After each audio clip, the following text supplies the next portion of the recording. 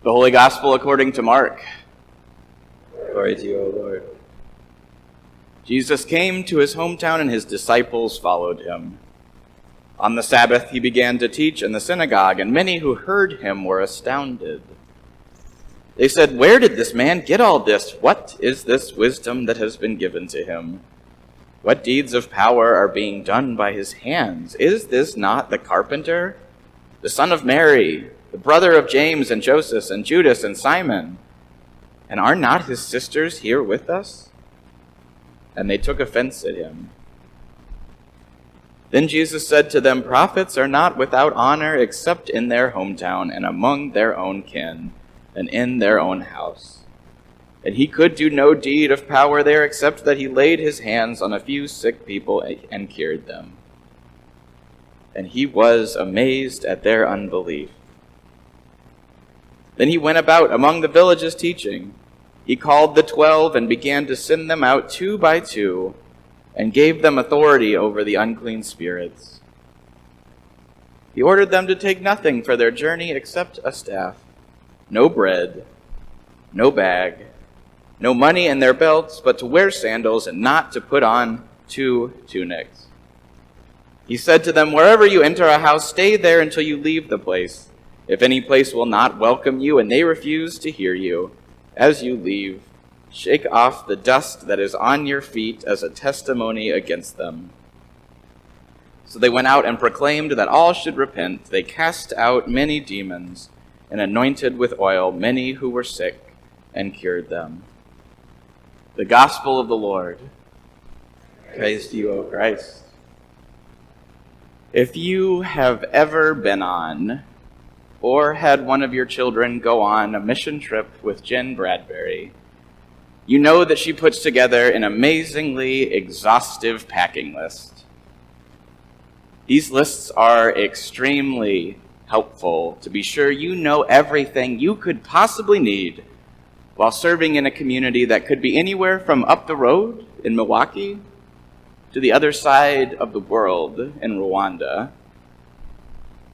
In addition to everything that you will need on this mission trip, Jen's packing list also contains items that you will not need, items that should be left at home. Let's take a look at some of these, shall we?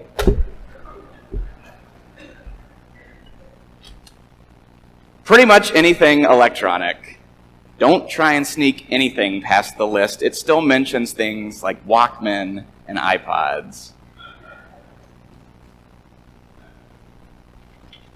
Jewelry could be damaged, could be lost, could be stolen.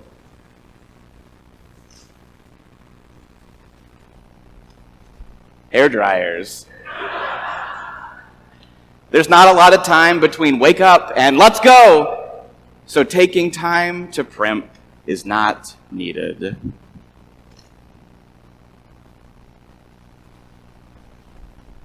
Ah, yes. Cell phones.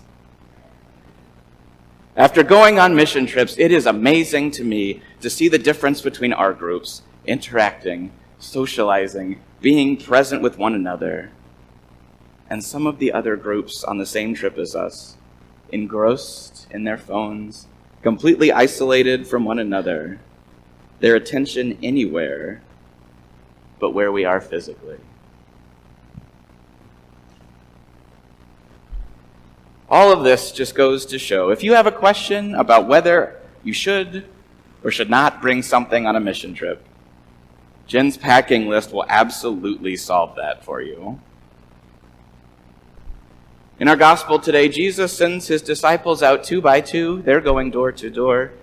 Similarly to how Jen's packing list guides our preparation for mission trips, he advises his disciples not to take certain items on their mission.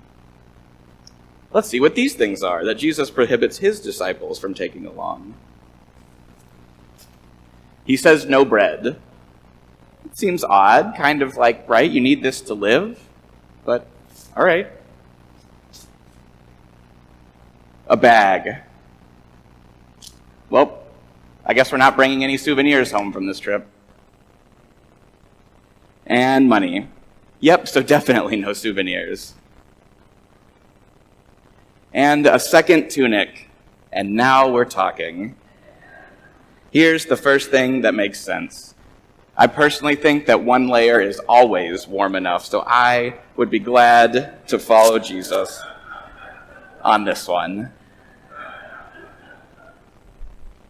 Why does Jesus offer these instructions to his disciples? What could it possibly be helping to leave what seems like essential supplies at home? I imagine Peter or John's thoughts here, or maybe even the thoughts of James and John's mother, who likes to get involved, as Jesus is laying these out for the disciples. I know you speak in riddles a lot, Jesus. Please tell me this is one of those times where you're talking to us in metaphors, not literally. What are you hoping for, sending us out without the means to provide for ourselves on our journey? Unfortunately, potentially for them, Jesus was being literal, and his goal was focus. In advising his disciples to leave these particular items behind, Jesus is encouraging his disciples to focus on the people, on the communities that they're going to visit, rather than on the things that they bring with them. Jesus' hope in sending the disciples in such a minimalistic fashion was to force them to come together as a community with those that they are serving. By not bringing food with them, by leaving their extra cloak or money to be able to purchase anything on their own, these disciples are dependent on the hospitality of those with whom they're staying. If they don't already realize it, they will soon come to realize they are not superior to those they are ministering to. In fact, without the bare essentials, they may not even be equal to them. And without their possessions to distract and separate them from those they're staying with, the disciples will truly come to know them as community. This is the same spirit that I feel permeating the packing list that Jen creates for mission trips. I see the goal of these trips as twofold. To grow together as a group from faith through serving, eating, socializing, and struggling together for a week. And also to learn about and really get to know those in whatever community we are serving. By being separated from those things that even I feel a strong attachment to, forces me to refocus and to be fully present here with the group from faith, with the group that we are serving. We don't go into a place feeling superior to those who are there, but as partners with them. And if leaving hair dryers and electronics behind for a week help us form community, then count me in. And behind all of this, behind Jesus' instructions, Jen's packing list, the formation of community, behind all of this is a reflection of how God came to us in Jesus. In his letter to the Philippians, Paul tells us that Christ, though he was in the form of God, did not consider equality with God something that made him superior to us. But instead, Christ cast aside that cloak of godhood and emptied himself, becoming human, joining our community, the community of a people searching for a connection to God, and in doing so, showing just how vulnerable God is willing to be to have us join him in community.